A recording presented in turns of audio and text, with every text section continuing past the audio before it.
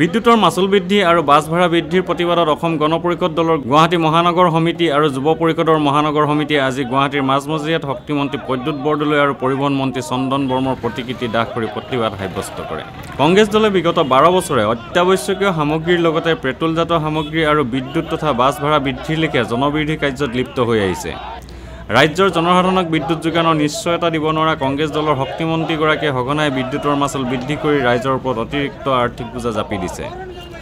অন্যহাতে নিয়ন্ত্ৰণহীন পৰিবহণ মন্ত্ৰীগৰাকীয়ে জনসাধাৰণৰ সমস্যাক পিঠি দি বাছ ভাড়া বৃদ্ধিৰ জৰিয়তে পুনৰাই সৰ্বসাধাৰণক মাধবাৰ দিয়াৰ ষড়যন্ত্ৰত জড়িত হৈ পৰিছে। এই বিষয়ে অসম যুৱ পৰিষদৰ কাৰ্যকৰী সভাপতি কিশোৰ উপাধ্যায়ে চেণ্টিনেল নিউজক কয়, বিগত দিনবোৰত আমি দেখিছোঁ যে কংগ্ৰেছ চৰকাৰে কেন্দ্ৰৰ পৰা আৰম্ভ কৰি ৰাজ্য চৰকাৰে গোটেই দুয়োটা চৰকাৰে তাত ডিজেলৰ মূল্য বৃদ্ধি কৰিছে, পেট্ৰলৰ মূল্য বৃদ্ধি কৰিছে, চিলিণ্ডাৰৰ মূল্য বৃদ্ধি কৰিছে। তাৰপিছত আজি সমান্তৰাল বাছৰ ভাড়া বৃদ্ধি হৈছে, যিটো প্ৰপৰ্চনেটলি যিটো সমানুপাতিকভাৱে হ'ব লাগিছিল সমানুপাতিক হৈ আজি বিদ্যুতৰ বৰ্ধিত মাচুল হৈছে, যাৰ বাবে বিশেষকৈ দুখীয়া জনসাধাৰণে দুখীয়া মানুহে বাছত উঠে আজিকালি।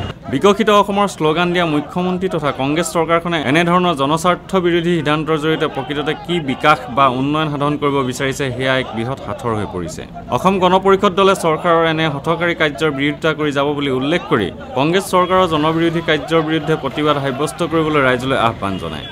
কেমেৰা পাৰ্চন সুশান্ত দাসৰ সৈতে অমৰদীপ গগৈ, চেণ্টিনেল নিউজ, গুৱাহাটী।